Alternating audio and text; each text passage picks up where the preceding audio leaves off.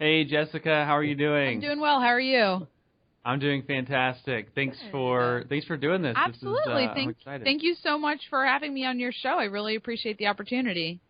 Yeah, well, I'm a little bit nervous because you are a podcast expert, so don't be nervous. I don't want you to just tear me apart on the recording. Wait till after we're done to do that. Don't worry about it. We'll have a good time. Cool. Well, the way I do this, I come back and record the intro, so you don't have to listen to me do all that. So for this, I'll just do a pause and then say, welcome to the podcast, and we'll just start the conversation. Sounds great. And was there anything specific that you really wanted to get into, or as a free-flowing conversation just sound good? Yeah, free-flowing conversation sounds great. What's the who's the target audience for the show? Yeah, it's mostly entrepreneurs, a lot of solo entrepreneurs, service-based businesses, things like that. Perfect. Awesome. All right, well, if you are ready to go, then I'll just take a quick pause, and we'll jump right in. Okay, sounds good. Hello, Jessica. Welcome to the TREPX podcast. How are you doing today? I'm doing really well, Mickey. Thank you so much for having me on your show. I'm excited to be here. Yeah, I appreciate you coming on. You are a podcast expert, and we are on a podcast, so I'm a little bit intimidated right now. I don't want to do this wrong. It's so meta. We're on podcast, talking about podcasting. Yeah. I know, and I told you before that when you tear me apart, you have to do it after the recording and not during it. I'm really very nice. Yes. No, I know you are, and that's what this show's all about, is just hearing from entrepreneurs like yourself, and you have a cool entrepreneurial story. So let's start there. Can you tell us a little bit about Interview Connections and what that's all about? Absolutely. Well, I started my business. Originally, I got into entrepreneurship just as a way to have a home-based income. I was pregnant, and I wanted to leave my full-time job to stay at home with my son, but definitely needed an income to make ends meet. Wasn't quite there, to have a one income family. My dad's a business coach, and he, just recommended that I get into having a virtual assistant business where I could work, essentially freelance. And one of the first things that I was doing for my clients, including my dad, was booking him and my other clients for interviews on podcasts as a way to get their message out and connect with their target market and build relationships in their industry. And as I was reaching out to these podcasters and, reaching out to guests to book them on my clients' podcast, it became very clear to me that there was a need in the marketplace for an interview connector. There were obviously entrepreneurs who they hired a virtual assistant. They trained them on how to book interviews and how to find guests for their show. But as you know, I'm sure it takes a lot of time and resources into training someone to do a certain role in your business. So I realized that if an entrepreneur needed someone to book interviews for their show, if they wanted to get booked, it was a lot easier to hire a company that knew what they were doing. And I've had this conversation with clients. I said, hey, you hire us. We know what we're doing. You don't have to train us on how to find guests for your show. You invest in us, and you're going to have bookings coming to you within days. So I launched interviewconnections.com as the premier source for booking outstanding podcast guests. And just over 2 years later, about 2.5 years after launching, we just keep growing and serving more entrepreneurs. We have a lot of entrepreneurs who work with us that want to get booked on podcasts, right? Everyone loves getting interviewed and sharing their story. Exactly. And we also work with podcasters to find people for their show because a lot of our clients are entrepreneurs who want to have a podcast as a way to get their message out, but they don't have time to be constantly booking guests. So they hire us to find guests for their show. So that's a little bit about my background and what we do at Interview Connections. I love that. I love when a business is just a total win-win all around. There's people on this side that want to be on podcasts. There's people on this side that want to interview people. So there's no one's giving anything up. It's all a gain. So I think you just kind of found that natural connection. I do have to ask one thing, and I'll get more into the podcasting and the interview connections in a second. But you are this is a weird pattern that I've never expected. You're probably the fourth or fifth woman that I've interviewed who has started a business either like while being pregnant or right after having. So could you talk, like, when did it launch compared to having the baby, and how did that all work together? It's just an astonishing pattern I've seen. There is an effect that happens when you become a mom and when you get ready to have a baby. It's like the baby effect. You get this an extreme amount of focus and drive. Well, I started my business when I was pregnant with Nathan, still working full time, but wasn't doing interviews or podcasts at that point. Just doing, my dad kind of shepherded me into the whole entrepreneurial space. So I was doing checking links on his website, just really minor things just to kind of start learning what it was like to be working on my own. Because, gosh, you need a lot of willpower and discipline to have your own schedule and do your own work and not have a boss, hanging over you. So for a while when I was just pregnant with Nathan, I just was doing a little bit of freelance work on the side for my dad. And then when he was about 3 or 4 months old, I had been making a little bit of money. It was, a couple $100 a month in his first few months. And that was definitely not enough. That had not replaced my income at all, but it was a little bit to get me through a maternity leave. And it was he was born in March. It was around May, June. And I just thought, I need to make more money. Like, this is not enough. Mm-hmm. Our savings is dwindling. And, I've got to make more money. And so I remember having a conversation with my dad, and I'm like, I've got to make more, but, I still want to be home with Nathan, and I'm not sure how, I don't want to work more hours. I want to make more money, but I don't want to work more hours. And so, we had a conversation around, all right, what service is the most profitable? And we, kind of masterminded that service, that business model that would allow me to make more money, but still be home with my son and spend as much time with him as possible.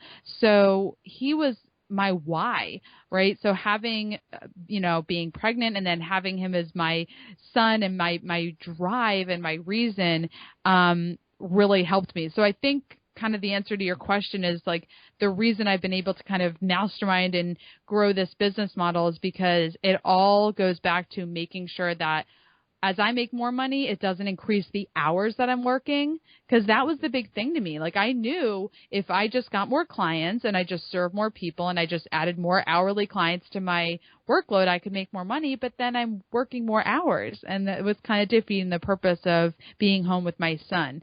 So I just knew that, all right, whatever I'm going to do, it has to be in a way that I'm working smarter and not longer and harder hours.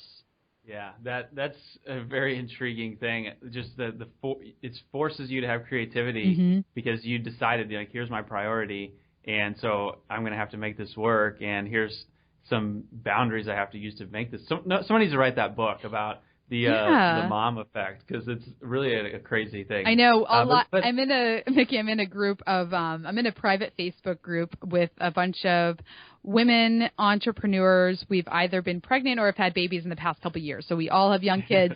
And a lot of us have written blog posts about it, but nobody has enough time to write a whole book about it. Right.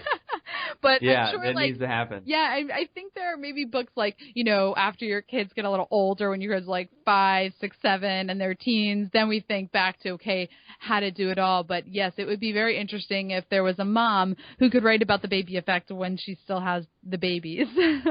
Yeah, well, it's cool. It's inspiring too, just because we all think, oh, we have these limitations, but then when you have real limitations or real priorities that supersede what you're trying to do business-wise, it forces you to figure it out, basically. Yeah. And people that don't have those are just kind of oh, I can't do this, or I have to work more hours and things like that. And so it's just an intriguing thing. And I mean, the takeaway is not really about being pregnant or whatever. It's just about what can you do when you force yourself to be creative like that. Yeah. So I appreciate you sharing that. But I want to go more into just the business model, because I think it's really intriguing. Do you think what's been easier, finding people that want to be on podcasts or finding podcasts that want to have people? That's a really great question, because what I originally thought was easier has actually turned out to be not the easier part. So when it's kind of gone back and forth, right? So before I, launched interviewconnections.com and I was booking guests for shows and people on shows, as a virtual assistant, I decided to launch interviewconnections.com just for podcasters to find guests for their show. So, because I thought, it's way easier to get people to say yes to being on a show, because, everyone wants to be interviewed, but a podcaster tend to be way more picky about who they want to interview. And this is what I thought. So this is 2 years ago. I thought, it's a lot harder to get people on other shows because podcasts are picky. And then, I really have to evaluate guests and make sure they're a good fit. And what if I take a client on and I can't get anyone to say yes to them being on the show? So I started interviewconnections.com because I thought for podcasters, because I thought it's going to be hard to guarantee getting people on other shows. But I know that I can find guests for shows because everyone wants to be interviewed. Well, now we've got a system down where we can successfully serve both sides. But I'll tell you, Mickey, we have a lot more popularity and a lot more demand for entrepreneurs being booked on other shows. And it wasn't until I made the shift and hired out a team that I realized that side of the business, getting people booked on other shows, is growing much faster and bigger because there's a more demand for it. And we have great relationships with a lot of podcasters like yourself that need guests and that love having our team come to them and say, hey, I have these great guests. So it does turn out to be a win-win. We have podcasters and entrepreneurs that invest in our services to get the guaranteed bookings, but then we have guests that we book all the time who aren't a paying client, but they just love being interviewed, and then we have podcasters who aren't paying clients, but they just love interviewing the people that we represent. So there are challenges on both sides. I think the key is just what are your expectations and what are your standards? So if you're a podcaster and you come to me and you say, I have a new show, but I only want to interview people who have 100,000 Facebook likes on their page. Well, you're going to be a much harder client to serve because you're trying to interview these big internet celebrities when you have no audience. Yeah. Yeah. Yeah, that makes a lot of sense. Yeah, and I think, setting expectations is big. And even just finding the right fit. That's been interesting for me, is just seeing like certain people that I come in, I'm like, I don't know too much about this person. I don't know what to expect. Will just blow me away. And it's been fun because at the beginning, I found my own guests. Yeah. And they were mostly people I knew. And I think that's probably the good way to start. Yes. And then once I delegated that task, it was really fun to it was like Christmas to just wait and see like, oh, who do I get to interview? Yeah. And, I've been blown away by some of the people that we've been able to get on. And it's a fun surprise. And it's a huge lift. To just not have to be searching them out. Yeah. It's made a big difference for me. Mickey, I similarly, I have a show myself and it's called Rhodes to Success. And I, obviously started just interviewing people that I knew, and it's great because you know them. You don't have to break the ice and you know what to expect. And then you kind of go through that personal Rolodex and it kind of runs dry and you're like, okay, I still need guests. A lot of people go through that personal Rolodex and then they just stop doing their show because they run out of people to interview. But then when you have people like my team comes to me and they're like, hey, you got to interview this person. I've just booked them on a show. They're fantastic. You'll love them. And I'm like, sure. And most of the time I connect with these new people. I don't speak to them before the interview. We just maybe email, we schedule like you and I, just met each other today and we're having this great conversation. This is a fantastic interview, by the way, Mickey, you're a great host. Oh, good. I'm having a great time. And, we're having this awesome interview. I cannot wait for it to go live. I can't wait to share it with my audience. And so it's great. And then, of course, there's always going to be times where you get on that interview and you're like, well, this isn't the best, but it's not the worst. And it just helps you figure out, all right, maybe this type of guest isn't the ideal guest for my show, but you would never know that if you didn't, interview them and test it out. Right. Yeah, no, exactly. And it's just fun. It makes it fun to meet new people and things like that. One thing that I'm really intrigued by, we've had this podcast for less than a year, and I really didn't know much about podcasting until right before we started it, even in terms of like consuming podcasts. And I think that's true for a lot of people. And I know you've been in this for a little over 3 years. Well, I've kind of been involved in podcasting. In the spring of 2013 is when I started booking interviews, but I didn't start my own podcast until October of 2014. So, as a host, I've been in the game for about a year and a half, but okay. Yeah. But you've been around Right. it more and just seeing, and I'm curious to know, like, how much has changed even just in the last 2 or 3 years? Has things changed a lot for people and getting involved? Yeah, absolutely. It's so funny because it feels like just yesterday that I started my business, and it feels like just yesterday that I started my show. And I look and I'm like, oh, I've been podcasting over a year. And that's way longer than most people. Like, a lot of people give up after a few months or after 6 months. I mean, there's this whole getting past a year, and it's like, I feel like I'm just getting started. But I realized, okay, I have been in the game for a couple of years, and so much has changed. And I'm sure you're familiar with Entrepreneur on Fire, hosted by John Lee Dumas. I mean, John has this huge show, and I just think back to when I was first getting started. He was just kind of starting his show. His show was like maybe 6 months old. No sponsors at the time, really just revenue-free show for a while. And I remember I booked some clients on his show, and I booked him on a couple of my client shows when he was just getting started. And it's been very interesting to watch the growth of the industry for the niche that you and I are in, Mickey, with small business owners and entrepreneurs, marketers. Right. It's been very interesting to see the podcasting industry grow and change within this specific niche, because obviously there's hobby podcasters and there's entertainment shows or shows about TV.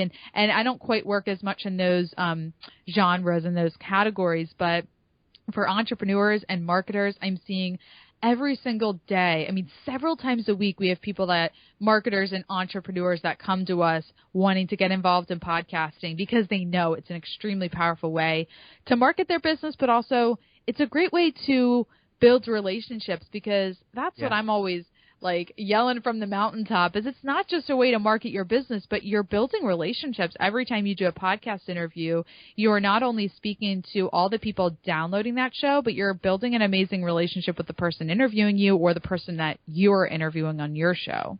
Yeah, totally agree. That part, that's what stands out to me, and I'm glad you went that direction, because I think podcasting is interesting, and there's really 3 sides of it. One is like in the business entrepreneurial space. There's one, being interviewed, being featured, and the benefits in that.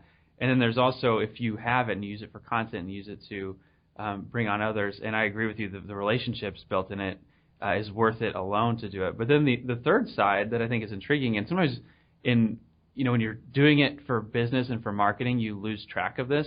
But I think podcasting is still one of the best ways to actually learn. Yeah. Like to learn things, because you hear stuff that you don't get in a book, because it's more raw and people are more conversational. And one challenge in that is there are so many now, and it is so almost cluttered, that I'm curious, because you're so involved and seeing so many of these, what are some, and I'm putting you on the spot, but like what are some hidden gems of some great shows that we can use to learn from that maybe we've never heard of or never seen before? Yes. So thanks for the opportunity to promote some shows that I like. I mean, first of all, I totally agree with you. When podcasts are an amazing way to learn. I'm an auditory learner, so I listen to books. I don't read books. It's also because I don't have time. I have 2 young kids. Right. I don't have time to sit and read a book quietly, but I listen to books as I drive. I listen to podcasts, several times a day. I've got a podcast playing unless I'm like writing something.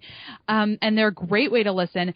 And when people come to me and they say, I need help being a better interviewer, or I need help being a better guest, who can coach me, or how can you help me? And of course, I recommend they work with my business coach. I recommend they watch my web TV show, Interview Connections TV. I give weekly tips on being a great guest and being a great host. But my number one tip is listen to shows that you think the host is a good interviewer. Like, listen and just learn. There's shows that I listen to which maybe the content isn't something I totally am into, but I listen because that host is a fantastic interviewer.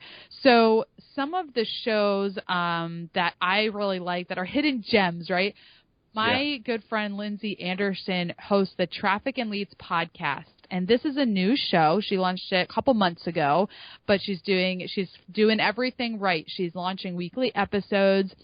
She's interviewing amazing guests. She's not only just going after the biggest guests, but every week, sometimes there are people that I've heard of, but sometimes I've never heard of them. And there's great content. The reason her show is so great is it has a very clear purpose. She interviews marketers and entrepreneurs about how they drive traffic and leads to their website. So you'll hear, she just interviewed Jeff Bullis, and he talked about social media marketing, how to use Twitter to drive traffic and leads to his blog. She interviewed me on how podcasting can drive traffic and leads to your website. So she's interviewing all these different types of guests, but there's a clear focus around what the show is about. So you're going to get tips on driving traffic and leads, and it's great branding. So I definitely recommend her show.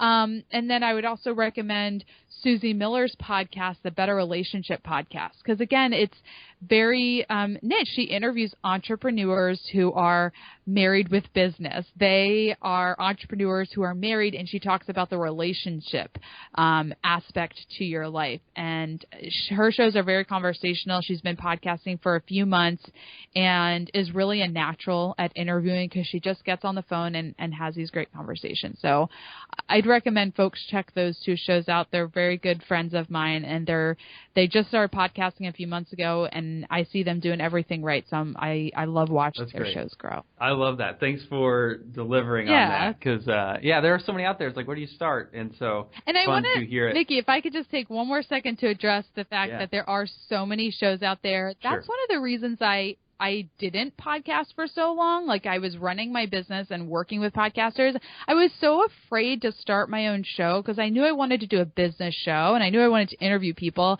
And I'm like, there's so many interview podcasts for businesses. I don't want to just be another one. People are going to think I'm copying. It was all this head trash. And I said, who the heck cares? Right? Yeah. We think everyone's looking at us and pointing fingers, and nobody is. Everyone's focused on what they're doing, and then the people that are listening are people that are listening because they're attracted to your show, not because they're like, oh, your show's not that good. Nobody is really doing that.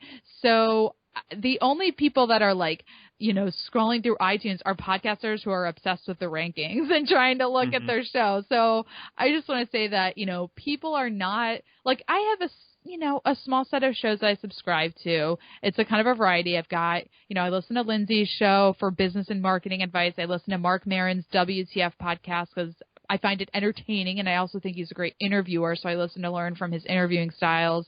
I listen to some political podcasts, and I won't reveal what kind, but, so I listen to a variety, but people are not listening to 15 different types of business podcasts, so nobody really cares if your show is similar to somebody else's. Right. Yeah, no, that's a great point. And it actually goes into the other side of it, because I want to get into this, is for entrepreneurs listening to this, I do think it's extremely valuable to be featured on other shows. And I'm sure it's the same thing where there's a lot of roadblocks of like, oh, who would want to interview me? Or I don't know. And people would hesitate. But I do think it's really powerful to do, because you're getting in front of, potentially your target audience, and you don't have to do a whole lot of preparing. You can just answer questions. So can you talk about some of the benefits for entrepreneurs, business owners, and just the power of podcasting as a channel to get themselves out there? Yeah, absolutely. I mean, getting interviewed is such an amazing way to market and grow your business, because we talked a little bit about the relationship building aspect to podcast interviews. So when you're interviewed, you're not only getting your message out and having people download and listen to your interview, but you're also building a relationship with that person who's interviewing you. So I always recommend that people look not only at the type of show that it is, but who is hosting the show, and is that a person that you would want to connect with? I have seen more clients and more people get business from podcast interviews because the host decided to engage in their services. It's been really cool to watch. So really focus on the relationships of the people that are interviewing you, and then also getting in front of those small, niched, targeted shows. Yes, there's going to be a powerful effect that happens when you're on a show like Smart Passive Income or Entrepreneur on Fire. When you've got 20,000 people listening to you, you are going to have a lot of people reach out to you that connected with you.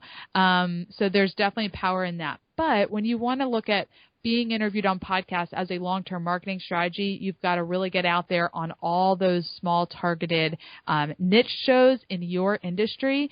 And it's just such a great way to hone your messaging and to build confidence in what you're doing. You know, a lot of people, oh, who would want to interview me? Well, a lot of people. The first interview that I did on an internet radio show was in July of 2013. It was like 6 months, not even 6 months after I started my business. I was so new. I barely had a website up. I thought I was just booking interviews, and a host stopped and said, tell me about yourself. And I'm thinking, what do you want to know? Like, I don't know. I have a baby and I do this, you know, I have this small business that I'm growing. And he goes, I would love to interview on my show to talk about your story and to talk about a little bit of, you know, and I was just blown away. And I'm like, okay, if he wants to interview me about my just, you know, basically very new story of starting a business with a baby at home and growing it. And so people do want to interview. You just have to have the confidence. To get it out there. No, yeah, I totally agree, and I think it's what you said about honing your messaging. That's so important. And even like we've done, like been interviewed, and it's been like even if nobody hears this interview pulled things out of me that I never thought about, and it's so valuable. And the other piece to it too, I think, is especially like if you're in a B2B space, like our core business is an accounting business, which is so there's so much trust that goes into that, you know, and we live in a world where things are so competitive. We have so much information that people want to work with who they trust. And if they can hear you and hear you being interviewed, which kind of adds a credibility, like, oh, this person's asking you questions, you must be worth talking to. It's so valuable for your own credibility and trust. And people have a chance to resonate with you in a unique way that they wouldn't with just like seeing your website. Yeah, and talk about a great business to be using podcast interviews, accounting, because when you, as anyone who needs an accountant, whether it's just a person doing their taxes or a business who needs an accountant, you go online and you Google accountant and you see 10 million boring accounting websites. Well, who can stand out? The person who's out there getting interviewed. So exactly. Yeah. That's what works, and and people just hearing your voice, talking through things, and I don't know how you coach people being interviewed, but in my opinion, I would encourage people to not over prepare or like come up with bullet points, because I think those real stories are the ones that really connect with people. Yeah, I agree with you, Mickey. I think it's really important to just have those stories. Raw conversations are good. I've recommended in the past, like, if you've never been interviewed before and you're not the best speaker, you might want to kind of write some notes, but don't obviously like read your bullet points at all. But sometimes if you need to just at least wrap your head around what you're going to say. But I agree with you. Definitely those raw conversations, just telling stories is great. Yeah, no, it is, and to hear like that a business came while you were pregnant, that's something that you wouldn't necessarily just see on someone's website, but in a podcast, that's really cool. So I appreciate this and all your transparency. This has been a lot of fun. I think there's a lot of takeaways. Where can we find out more about everything you're up to in Interview Connections? Sure. So my main kind of home base is Jessica Rhodes. That's RHODES, jessicarhodes.biz. And that's my blog. There are links to interviewconnections.com and my podcast, my TV show from there. Mickey, if your listeners are interested in learning more about getting interviewed, I do have a free coaching call that they can download. No opt-in needed. They could just go to jessicarhodes.biz/Mickey, M-I-C-K-Y. That's right. jessicarhodes.biz/Mickey, and you guys can just go there and download one of my coaching calls on, getting beyond the download stats and just checking your mindset and getting a lot of, getting that big return on investment with getting interviewed. So that's at jessicarhodes.com/Mickey. Wow. I don't know if I've ever been a /Mickey on someone's website before. That's a big deal. This has been great. You're the real deal. This has been a lot of takeaways, and I hope people will go grab that resource because, getting on podcasts is a great way to get yourself out there. So thanks so much for sharing everything. I really appreciate the time, Jessica. You're welcome. Thanks. Have a great day. Bye.